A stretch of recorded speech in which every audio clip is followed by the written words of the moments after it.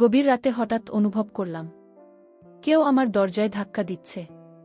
আমি ভেবেছিলাম হয়তো আমার স্বামী হবে, কিন্তু দরজা খুলে দেখি আমার ভাসুর কেমন জানি এক অদ্ভুতভাবে আমার দিকে তাকিয়ে রয়েছে। আমি তখন নিজেকে বাঁচাতে দৌড়ে গেলাম রান্নাঘরের দিকে।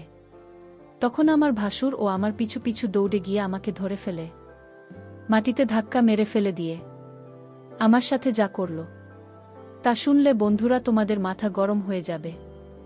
বন্ধুরা, গল্পটি অনেক অনেক ইন্টারেস্টিং। আশা করি গল্পটি শুনে তোমরা অনেক মজা পাবে। তবে গল্পটি শোনার পূর্বে বন্ধুরা, তোমাদের নিকট আমার ছোট্ট একটি অনুরোধ, তোমরা দয়া করে আমার চ্যানেলটি সাবস্ক্রাইব করে আমাকে সাপোর্ট করবে। বন্ধুরা, আমার নাম সৃজ্যোতি। বিয়ে হয়েছে আমার 3 বছর হয়েছে। বিয়ের 3 বছর পর হঠাৎ করে আমার ভাসুর আমার দিকে খারাপ নজরে তাকাতে শুরু করল। আমার স্বামীর সামনে আমার ভাসুর আমার সঙ্গে খাবার কিছু করতে চাইত, কিন্তু আমার স্বামী আমার ভাসুরকে কিছু বলেনি। আমার স্বামী এত টাকা পুরুষ ছিল যে সে নিজেই আমাকে তার দাদার হাতে সঁপে দিতে চেয়েছিল। আসলে আমার স্বামী এবং আমার জানা নেই যখন তারা দুইজনে স্বেচ্ছায় একে অপরের সঙ্গে নোংরা সম্পর্কে জড়িয়ে গিয়েছিল, তখন আমরা কেউই কথা জানতাম না। একদিন আমার ভাসুর যখন ঘরে ছিল না, তখন আমার স্বামীও যেটা নিয়ে একে অপরের সঙ্গে খারাপ সম্পর্ক ছিল, এবং আমার ভাসুর নিজের চোখে নাকি তাদের দুজনকে একসঙ্গে দেখেছিল। তখন আমার ভাসুর আমার স্বামীকে অনেক মেরেছিল। আসলে আমার ভাসুর ও আমরা আলাদা বাড়িতে থাকতাম। আমরা গ্রামে থাকতাম, এবং আমি যে গ্রামে থাকতাম তার পাশের গ্রামে জীবন নামের একটি ছেলের সঙ্গে আমার বিয়ে হয়েছিল। জীবন বাড়ির ছোট ছেলে এবং আমার ভাসুরের নাম হচ্ছে সীমান্ত। বিয়ের 2 বছর পরে আমি কন্যাসন্তান জন্ম দিয়েছিলাম, কিন্তু আমার ভাসুর ও যেটা নিয়ে আমাদের অনেক আগে বিয়ে হয়েছিল, তারপরেও তাদের কোনো বাচ্চা হয়নি। কিন্তু আমার শাশুড়ি এই ব্যাপারে কোনো দিন আমার ভাসুর এবং আমার যেটা নিয়ে কিছু বলেনি, কারণ আমার শাশুড়ি খুবই ভালো মনের মানুষ ছিলেন। উনি আমাকে এবং আমার যেটা নিয়ে অনেক ভালোবাসতেন। কিন্তু আমার শাশুড়ি আমাদের সঙ্গেই পুরাতন বাড়িতেই থাকতেন। আমার ভাসুর যেটা নিজে বাড়িতে থাকত, সেই বাড়িটা আমাদের এই পুরাতন বাড়ি থেকে কিছুটা এগিয়ে গিয়েছিল। সেদিন দুপুরবেলা আমার ভাসুর হঠাৎ করে আমার যেটা নিয়ে নিজের বাড়ি থেকে বের করে টানতে টানতে আমাদের এই পুরাতন বাড়িতে নিয়ে আসে। তার আগে জানি না কেন আমার স্বামী বাইরে থেকে অনেক দ্রুত দৌড়ে এসে বাড়ির ভেতরে ঢুকে রুমে এসে দরজা লাগিয়ে হাঁপাতে লাগল, আর আমাকে বলল আমাদের বাড়িতে কেউ এলে দরজা খুলবে না। আমি বললাম ঠিক আছে। ঠিক ওই সময় আমাদের দরজায় কেউ এত জোরে ধাক্কা দিতে লাগল যে আমার স্বামীর বারণ করা সত্ত্বেও আমাকে বাধ্য হয়ে বাড়ির দরজা খুলতে হয়েছিল। আমি যখন বাড়ির দরজা খুললাম, তখন আমার ভাসুর ধাক্কা মেরে আমার যা থেকে ঘরের ভিতরে ফেলে দিল। আমি তখন রেগে আমার ভাসুরকে বললাম, দাদা, আপনি এটা কেমন ব্যবহার করছেন? দিদিকে এভাবে ধাক্কা দিচ্ছেন কেন? ওই সময় আমার ভাসুরের চোখে অনেক বেশি রাগ ছিল। তারপরে উনি অনেক রেগে চিৎকার করে আমার স্বামীকে ডাক দিলেন। আমার স্বামী যখন তার ঘর থেকে বের হয়নি, তখন আমি ভাসুরকে জিজ্ঞেস করলাম, কি হয়েছে? আমাকে কেউ কিছু বলবে? আমার ভাসুর তখন রেগে আমাদের রুমের দরজা ভেঙে দিয়ে আমার স্বামীর কলার ধরে ঘর থেকে বের করে তাকে জোরে ধাক্কা দিয়ে বলল, তোমার স্বামী আর আমার বউ, এরা দুইজন মিলে আমাকে ঠকিয়েছে। একে তো আমার ভাই বলতে ঘেন্না হচ্ছে, একে তো আমি আজ প্রাণে মেরে ফেলব। আজ আমি একা ছাড়ব না। সাহস কি করে হলো আমার বউয়ের সঙ্গে বাজে সম্পর্ক করার? সব কিছু শোনার পরে আমি তো মাথায় হাত দিয়ে বসে পড়েছিলাম, কারণ স্বপ্নেও ভাবতে পারিনি আমার স্বামী এরকম কিছু একটা নোংরা কাজ করবে, তাও আবার তার নিজের বৌদির সঙ্গে। তারপর আমার স্বামী নিজের ভুল বুঝতে পেরে আমার ভাসুরকে বলল, দাদা, আমি ভুল করেছি, আমাকে ক্ষমা করে দাও। আমার ভাসুর তখন বলল, তুই এটা ভুল নয়, অনেক বড় অপরাধ করেছিস, আর এটার শাস্তি তো পেতেই হবে। তাই আমি এক্ষুনি পঞ্চায়েতে যাব, আর তোর ব্যাপারে সব কিছু সত্যি কথা বলে দেব। পঞ্চায়েতের নাম শুনে তো আমার স্বামী অনেক ভয় পেয়ে বলল, দাদা, তোমার পায়ে ধরছি, তুমি আমাকে যা শাস্তি দেবে আমি মাথা পেতে গ্রহণ করে নেব, কিন্তু তুমি দয়া করে পঞ্চায়েতে যেও না। ওই সময় আমার জানি আমার ভাসুরের পা ধরে বল, আমি ভুল করেছি, আমাকে ক্ষমা করে দাও। এই কথাটাকে আর বাড়াবাড়ি করো না, তাহলে আমাদের বাড়ির মান সম্মান কিছুই থাকবে না। আমার ভাসুর তখন যেখানে চুলের মুঠি ধরে বলল, মান সম্মান আর কিছু বাকি রয়েছে কি? সবকিছু তো শেষ করে দিলি। তুই যা করছিস, তোকে আমি আর কোনোদিন স্ত্রী রূপে গ্রহণ করব না। তুমি যার সঙ্গে মুখ কালো করেছিস, ওর সঙ্গে থাক। ওই সময় আমার শাশুড়ির ঘরে ঢুকে আমার ভাসুর এবং আমার স্বামীকে জিজ্ঞেস করল, কি হয়েছে, তোরা এভাবে চিৎকার চেঁচামেচি ঝামেলা করছিস কেন? ওদিকে আমার শাশুড়ি আমার মাথায় হাত দিয়ে কাঁদতে দেখে আমার কাছে এসে জিজ্ঞেস করল, বোমা, তুমি এভাবে মাথায় হাত দিয়ে কাঁদছে কেন? কেউ তোমাকে কিছু বলেছে? এই বাড়িতে কি চলছে?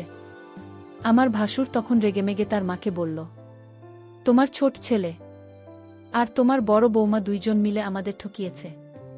আমি নিজের চোখে দুজনকে একসঙ্গে সবকিছু করতে দেখেছি। আমার শাশুড়ি তখন যে টানের কাছে সে বলল, ছি ছি ছি, তুমি এরকম করবে আমি তো কোনোদিন ভাবতেও পারিনি। আজ তোমার জন্য আমার বাড়িতে এত বড় অশান্তি ও ঝামেলা সৃষ্টি হয়েছে। তারপর আমার স্বামী ভাসুরের পা ধরে বলল, দাদা, তুমি যা বলবে আমি তাই করব, কিন্তু দয়া করে পঞ্চায়েত যেও না। আমার ভাসুর তখন বলল, তুই যেমন আমার মান সম্মান নষ্ট করছিস, কি কোনোরকম আমিও তোর মান সম্মান নষ্ট করে দেব? যতক্ষণ না আমি নিজের বদলা নেব, ততক্ষণ আমি তোকে ছাড়ব না। আর আমার বদলা তখনই পুরো হবে যখন আমি তোর বউয়ের সঙ্গে বাজে সম্পর্ক করতে পারব। তবেই তুমি বুঝতে পারবে কতটা কষ্ট হয়। ভাসুরের মুখ থেকে এই রকম নোংরা কথা শুনে আমি রেগে গিয়ে বললাম, আপনার কি মাথা খারাপ হয়ে গেছে নাকি? এটা কোনো সমস্যার সমাধান নয়, আপনি আরও বেশি সমস্যা তৈরি করছেন। আর আপনি আমার ভাসুর হয়ে এত অশ্লীল কথা কিভাবে বলতে পারলেন? আমার স্বামী তখন আমার কাছে এসে বলল, দাদা যেটা বলছে তোমাকে সেটা করতে হবে, নইলে দাদা যদি পঞ্চায়েতের কাছে চলে যায় তাহলে আমাদের কি দুর্গতি হবে সেটা তুমি খুব ভালোভাবে জান। ওই সময় আমার শাশুড়ি বললেন, চিতর আমার ছেলে, তোদের মতো ছেলে হওয়ার থেকে আমি বন্ধ হওয়াই ভালো ছিল। ভালোই হয়েছে যে তোদের বাবা এই পৃথিবীতে নেই, না হলে তোদের এই কুকর্ম দেখে জান ক্লাস হয়ে যেত। আমি তখন বললাম, যা কিছু হোক না কেন আমি নিজের মান সম্মান নষ্ট করব না, তাতে আমার ভাসুর যা কিছু করুক না কেন, প্রয়োজনে আমি করে ফেলব। কি তাদের ফাঁদে পড়ে আমি মরে গেলেও কোনো অশ্লীল কর্ম করব না। আমার ভাসুর তখন আমার স্বামীর কাছে এসে বলল, তুই নিজের বুকে ভালোভাবে বুঝিয়ে দে, আর তা না হলে আমি কিন্তু এক্ষুনি পঞ্চায়েতের কাছে যাব। আমার স্বামী তখন বলল, তোমাকে আমার দাদার কথা মানতেই হবে। আমি তখন রেগে আমার স্বামীর গালে একটা থাপ্পড় মেরে বললাম, পাপ করেছ তুমি, আর শাস্তি পাব আমি। একটা কোন ধরনের বিধান? আমি মরে গেলেও এ কাজ করব না। তোমার চরিত্রে দাগ আছে, কিন্তু আমি কোনোদিন আমার চরিত্রে দাগ লাগতে দেব না। আর এই জন্য আমাকে যা করতে হয় আমি তাই করব। আর তোমার মতো পুরুষের সঙ্গে আমার সংসার করা আর না করার সমান। তুমি কেমন স্বামী, নিজের স্ত্রীর মান সম্মান অন্য কারো হাতে তুলে দিতে চাইছ? সে ভগবান যেন তোমার মতো স্বামী আর অন্য কোনো মেয়ের কপালে না দেয়। আমি তখন আমার যেটা নিজের কাছে রেগে গিয়ে বললাম, শুধুমাত্র তোমার জন্য আজ আমাদের বাড়িতে এত অশান্তির সৃষ্টি হয়েছে, আর তোমাদের ভুলের জন্য আজ আমার মান সম্মান নিয়ে লোকে খেলতে চাইছে। তোমার এমন কি বাধ্যতা ছিল যার জন্য তুমি এত বড় একটা নোংরা কাজ করলে? আর পুরো দুনিয়াতে তুমি আমার স্বামীকে পেয়েছিলে নিজের চাহিদা পূরণ করার জন্য। জি, তোমাকে আমি যতটা ভালো ভেবেছিলাম তুমি তার চাইতে অনেক বেশি খারাপ। আমার যেটা নিয়ে একটা কোনায় দাঁড়িয়ে চোখের পানি ফেলেছিল। তারপর আমি যখন কোনো মতে আমার ভাসুর এবং আমার স্বামীর কথা মানতে কোনোভাবেই রাজি হয়নি, এবং আমার শাশুড়িও যখন আমার সপক্ষে ছিলেন এবং উনি যখন এই কাজটা করতে বাধা দিলেন নিজের ছেলেদের, তখন আমার স্বামী ও ভাসুর জো স্বামী স্ত্রী করে আমার শাশুড়িও আমার মেয়েকে একটা ঘরের মধ্যে বন্ধ করে দেয়। তারপর আমার স্বামী ভাসুরকে বলল, মাকে তো ঘরের মধ্যে বন্ধ করে দিলাম, এবার আমার বউয়ের সঙ্গে তোমার যা করার আছে তুমি করতে পারো। এটা বলে আমার স্বামী যখন ঘরের বাইরে চলে গেল এবং আমার ভাসুর যখন আমার দিকে এগিয়ে আসছিল, তখন আমি না পেরে আমার ভাসুরকে জোরে ধাক্কা দিয়ে দৌড়ে ঘর থেকে বেরিয়ে তাড়াতাড়ি করে পঞ্চায়েতের দিকে গিয়েছিলাম। আমার ভাসুর আমার পেছনে আমাকে ধরার জন্য ছুটে আসছিল। আমি কোনো রকমভাবে নিজের মান সম্মান রক্ষা করে তাড়াতাড়ি পঞ্চায়েতে এসে হাজির হয়েছিলাম।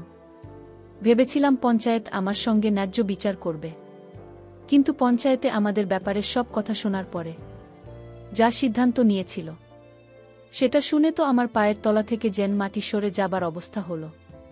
সব কিছু শোনার পরে পঞ্চায়েত আমার ভাসুরকে জিজ্ঞেস করো যে সে কি চায়। আমার ভাসুর তখন জোর গলায় করে বলল, আমার ভাই যেমন আমার বউয়ের সঙ্গে বাজে কাজ করেছে, আমি ঠিক তার বউয়ের সঙ্গে এরকম কাজ করতে চাই, তবে আমার সঙ্গে ন্যায্য বিচার হবে। পঞ্চায়েতের যিনি প্রধান ছিলেন তিনি উনার সহকর্মীদের সঙ্গে কিছু আলোচনা করার পরে ঘোষণা করলেন যে আমার ভাসুর যেটা বলছেন সেটাই হবে। ওটা শোনার পরে তো আমি পঞ্চায়েতকে বলেছিলাম, আপনারা এটা ঠিক করছেন না, আপনারা আমার সঙ্গে অন্যায় করছেন। আমার স্বামী এবং আমার যেটা আমি ভুল কাজ করেছে, কিন্তু এটার শাস্তি আমি কেন পাব? আমার সঙ্গে এত বড় পাপ কাজ আপনারা করতে পারেন না, তাই আমি পুলিশের কাছে যাব। কিন্তু আমার সঙ্গে এত বড় অন্যায় আমি কোনো মতেই হতে দেব না। ওদিকে আমার যেটা নিয়ে শাস্তিস্বরূপ পঞ্চায়েতের প্রধান এবং তার সহকর্মীরা পঞ্চায়েতের ঘরে তাকে বন্দী করে রেখেছিল। আমি যখন পঞ্চায়েতের আদেশ মানতে রাজি হয়নি, তখন পঞ্চায়েতের প্রধান বলে দিয়েছিল যে গ্রামের কোনো মানুষ যাতে আমাদেরকে সাহায্য না করে, গ্রামের কোনো দোকানদার যাতে আমাদের কাছে কোনো জিনিস বিক্রি না করে, এমনকি গ্রামের যে টিউবওয়েল থেকে আমরা জল তুলে আনতাম সেটাও আমাদেরকে বারণ করে দিয়েছিল। আসলে আমাদের গ্রামের মানুষেরা পঞ্চায়েতের প্রত্যেকটা আদেশ খুব ভালোভাবে মেনে চলত। তাছাড়া আমাদের কাছে আর কোনো উপায় ছিল না। পুলিশের কাছে কেউ ভয়ে যেত না, কারণ পঞ্চায়েত যখন জানতে পারে যে কোনো মানুষ তার বিচার সালিশ করার জন্য পুলিশের কাছে গেছে, তখন তাদের সমস্ত সুযোগ সুবিধা পঞ্চায়েত বন্ধ করে দিত। তাই গ্রামের মানুষ ভয়ে পুলিশের কাছে যেত না। গ্রামে কোনো বাড়িতে কোনো কিছুর অসুবিধা হলে সেটা পঞ্চায়েত মীমাংসা করত। এমনকি কেউ যদি পুলিশের কাছে যেতে চাইত তাহলে পঞ্চায়েত তাকে কঠিন শাস্তি দিত। পঞ্চায়েতে যা কিছু মীমাংসা হয়েছিল সব কিছু শোনার পরেও আমার স্বামী কাপুরুষের মতো চুপচাপ দাঁড়িয়েছিল। আমার তো এটা ভেবে আশ্চর্য লাগছিল, একটা মানুষের সঙ্গে এত বছর সংসার করার পরেও সে কিভাবে নিজের বুকে ধোঁকা দিতে পারে। শুধু তাই নয়, নিজের কুকর্ম করার পরে তার সমস্ত কুকর্মের ফল আমার ঘাড়ে চাপিয়ে দিতে পারে। সে যদি ভুল করার পরে নিজের ভুল স্বীকার করে শাস্তি ভোগ করে নিত, তাও আমি তাকে ক্ষমা করে দিতাম। কিন্তু আমার স্বামী এতটা স্বার্থপর ও নীল যে নিজেকে কঠোর শাস্তির হাত থেকে বাঁচানোর জন্য আমাকে বলে দিতে চেয়েছিল।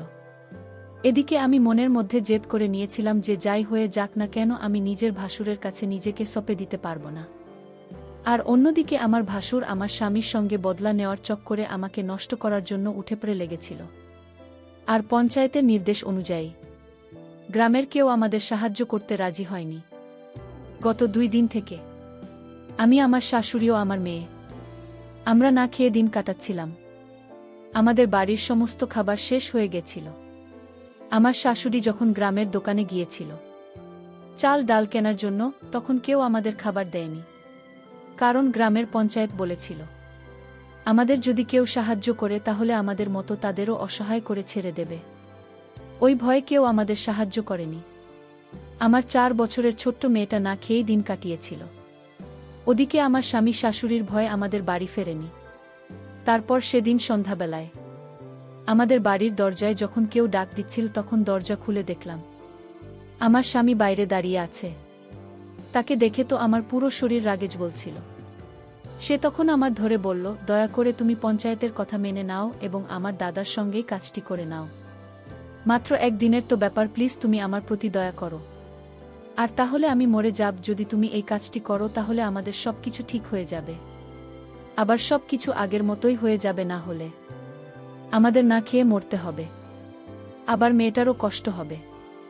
আমি তখন স্বামীর এখান থেকে নিজেকে ছাড়িয়ে নিয়ে বললাম, খোশামোদ আর আমাকে ছোঁয়ার চেষ্টা করবে না। আজ তোমার পাপের ভাগী। হয়ে গেছি। আর তোমার জন্য আমার মেয়েটা কষ্ট পাচ্ছে। চিফ ঘৃণা হচ্ছে আমার তোমাকে দেখে। আমার স্বামী তখন আমার দিকে আঙুল দেখিয়ে বলল, সব দোষ তোমার। তুমি যদি দাদার পরামর্শ মেনে নিতে, তাহলে আজ এত খারাপ দিন আমাদের দেখতে হতো না। আমি তখন স্বামীকে বললাম, তুমি কি ধরনের স্বামী যে কোনো রকম দ্বিধাবোধ ছাড়াই নিজের স্ত্রীকে নিজের দাদার কাছে বিক্রি করে দিতে চাইছে? প্রত্যেকটা স্বামীর কর্তব্য হচ্ছে তার স্ত্রীর মান সম্মান রক্ষা করা। কিন্তু তুমি এতটা নির্দয় নিষ্ঠুর নীল যে আমার মান সম্মান নিজের হাতে নষ্ট করার জন্য উঠে পড়ে লেগেছে। আমি তোমাকে কোনোদিন ক্ষমা করতে পারব না। তুমি আমার চোখের সামনে থেকে দূর হয়ে যাও, নইলে আমি ধাক্কা মেরে তোমাকে বাড়ি থেকে বের করে দেব। ওই সময় আমার শাশুড়ি ঘর থেকে বেরিয়ে এসে তার ছেলেকে দেখে অনেক রেগে গিয়ে ভিতর থেকে একটা লাঠি এনে বলল, বেরিয়ে যা এখান থেকে, না হলে লাঠি দিয়ে তাকে মেরে মেরে তোর পিঠের ছাল আমি তুলে নেব। বেরিয়ে যা আমার চোখের সামনে থেকে। আমি তাদের মুখ দেখতে চাই না। ওই কথাটা বলে আমার শাশুড়ি আমার স্বামীকে ঘর থেকে বের করে দিয়ে ভিতর থেকে দরজা লক করে আমাকে ধরে কাঁদতে শুরু করল। আমার শাশুড়ি মা আমার মাথায় হাত বুলিয়ে বলল, আমি যতদিন বেঁচে আছি তোমার সঙ্গে অন্যায় হতে দেব না। আমি তোমার নিজের মা নাও হতে পারি, কিন্তু আমি তোমার শাশুড়ি মা। তোমার জায়গায় যদি আমার মেয়ে হতো, তাহলে আমি তাকে এভাবে রক্ষা করতাম? তুমি আমার নিজের মেয়ে না হলেও তুমি তো অন্য কারো মেয়ে, তাই তুমি একদম চিন্তা করো না। এই বলে আমার শাশুড়ি নিজের হাত থেকে লাঠিটা ফেলে দিয়ে ঘরের ভিতরে চলে গেলেন। আমি তো কিছুই বুঝতে পারছিলাম না যে এবার আমি কি করব। একবারের জন্য আমি ভেবেছিলাম আমার বাবা মায়ের কাছে আমি চলে যাব, কিন্তু আমার বাবা মা তো নিজেরাই খুব অসহায় ছিল। তাদের বয়স হয়েছিল। আমার বাবা মা বৃদ্ধ হওয়ার কারণে কাজ করতে পারত না, এবং আমার দাদা তাদের থাকা ও খাওয়ার দায়িত্ব নিয়েছিল। ওই অবস্থায় আমি যদি বাবা মায়ের বাড়ি চলে যেতাম, তাহলে হয়তো তাদের উপরেই বোঝা হয়ে যেতাম। এই ভেবে আমি বাবা মায়ের কাছে যেতে পারিনি। সেদিন রাতের বেলা আমাদের বাড়িতে কিছু খাবার ছিল না। যে 2টা মুড়ে রাখা ছিল, সেই 2টা মুড়ি জলে ভিজে আমার মেয়েকে খাইয়ে ঘুম পাড়িয়ে দিয়েছিলাম। এদিকে আমার শাশুড়িও আমি সেদিন রাতেও না খেয়েছিলাম। তারপর অর্ধেক রাতে মনে হলো আমাদের দরজায় কেউ যেন বাড়িয়ে দিচ্ছে। তখন মনে হয়েছিল হয়তো আমার স্বামী আবার বাড়ি ফিরে এসেছে। দরজায় শব্দ পেয়ে আমার মেয়েও শাশুড়ি উঠে যাবে, এই কথা ভেবে আমি তাড়াতাড়ি ঘরের দরজা খুলতেই তাকে দেখে ভয়ে আমার শরীর কেঁপে উঠল। কারণ দরজা খুলতেই দেখলাম আমার ভাসুর দাঁড়িয়ে আছে, এবং সে আমাকে দেখে বলল, দেখো তুমি আমার ভাইয়ের বউ, এটা আমি খুব ভালোভাবে জানি, কিন্তু আমার মান সম্মান এবং আমার জীবন নষ্ট করেছে তোমার স্বামী, সেটার বদলা আমরা নেবই। তাই তোমাকে আমার সঙ্গে রাত কাটাতে হবে, নইলে না খেতে পেয়ে আমাদের সবার নাজেহাল অবস্থা হবে, আর তোমার মেয়ে না খেতে পেয়ে মারা যাবে। তাই তুমি যদি তোমার মেয়েকে একটু ভালোবাসো, তাহলে আমার সঙ্গে রাত কাটানোর জন্য রাজি হয়ে যাও, না হলে আমি তোমার সঙ্গে জোজো স্বামী দোস্তি করে সম্পর্ক করতে বাধ্য হয়ে যাব। তারপর আমি ভাসুরকে বললাম, আমার মেয়ের চিন্তা আপনাকে করতে হবে না। আমার মেয়ের জন্য এখনো আমি বেঁচে আছি, নইলে কবেই মরে যেতাম। ভাসুরের কথা শুনে আমি তাড়াতাড়ি রান্নাঘরের দিকে যাচ্ছিলাম। তখন উনিও ছুটতে ছুটতে আমার পেছনে এলেন। আমি বুঝে গিয়েছিলাম উনি যেভাবেই হোক আজকে আমার সাথে খারাপই করেই ছাড়বেন। আমি অনেক চিৎকার চেঁচামেচি করার পরেও কেউ আসছিল না, কারণ গ্রামের সবাই আমাদেরকে বয়কট করেছিল। কারণ আমি পঞ্চায়েতের বিচার মেনে নিয়েছিলাম না, বিধায় গ্রামের সবাই আমাদের প্রতি উল্টা ছিল। তারপর আমি ভাবলাম, যেহেতু আজকে আমি আমার ভাসুরের হাত থেকে কোনোভাবে রক্ষা পাব না, আর এদিকে আমার কারণে আমার মেয়ে, আমার শাশুড়ি সবাই নাকি আছে, সবকিছু চিন্তা করে দেখলাম আমি যদি আমার ভাসুরের সাথে এরকম কাজ করি, তাতে যদি আমার স্বামীর কোনো আপত্তি না থাকে, তাহলে আমি আর কি করব। নিজের ইজ্জত বাঁচানোর জন্য অনেক সংগ্রাম করেছি, অনেক চেষ্টা করেছি, আর পারব না। এখন যা করে ভগবানের করবে। এই সব কিছু চিন্তা করে আমি আমার ভাসুরের সাথে বাজে কাজ করতে রাজি হয়ে যায়। আমার ভাসুর এতটাই শক্তিশালী এবং পাওয়ারফুল ছিল যে মনে হচ্ছিল যেন আমার উপর একটি ঘূর্ণিঝড় বয়ে যাচ্ছিল। আমি আমার ভাসুরকে বললাম, দয়া করে আপনি একটু সহনশীল হন। আমার অনেক কষ্ট হচ্ছে। তারপরেও আমার ভাসুর সাথে সারারাত ইচ্ছামতো এক অদ্ভুত কাজ করেছিল। মনে হয় অনেকটা রাগে আমার সাথে এরকম করেছিল। তারপর আমার ভাসুর শান্ত হয়ে সব কিছু মেনে নিয়েছিল। তারপর আমাদের পরিবারে আবার আগের মতো শান্তি হয়ে উঠেছিল। পরিশেষে আমি তোমাদেরকে বন্ধুরাও কেউ মরে পাবে, আবার কেউ মরে ধাপে। আমার অতীত একই অবস্থা হয়েছিল আমার স্বামীর পাপের কারণে। এর শাস্তি আমাকে ভোগ করতে হয়েছিল। বন্ধুরা, আমি তোমাদের কি বলবো, হয়তো তোমাদের জীবনেও আমার মতো এরকম ধরনের ঘটনা ঘটতে পারে। তাই আমি তোমাদেরকে বলবো, তোমরা অবশ্যই এই পরিস্থিতিতে সাবধানতা অবলম্বন করার চেষ্টা করবে। বন্ধুরা, আজকে এই পর্যন্তই। আবারও আসব তোমাদের মধ্যে নতুন কোনো ভিডিও নিয়ে। ভিডিওটি যদি তোমাদের ভালো লাগে তাহলে একটি লাইক দাও। প্রতিদিন আমি তোমাদেরকে একটা করে নতুন গল্প উপহার দিব। তাই তোমাদেরকে অনুরোধ করে বলছি, তোমরা যদি এরকম ধরনের ইন্টারেস্টিং গল্প পেতে চাও তাহলে দয়া করে আমার চ্যানেলটি সাবস্ক্রাইব করো। পরিশেষে তোমাদের সকলের সুস্বাস্থ্য কামনা করি। ভিডিওটি দেখার জন্য তোমাদের সকলকে অসংখ্য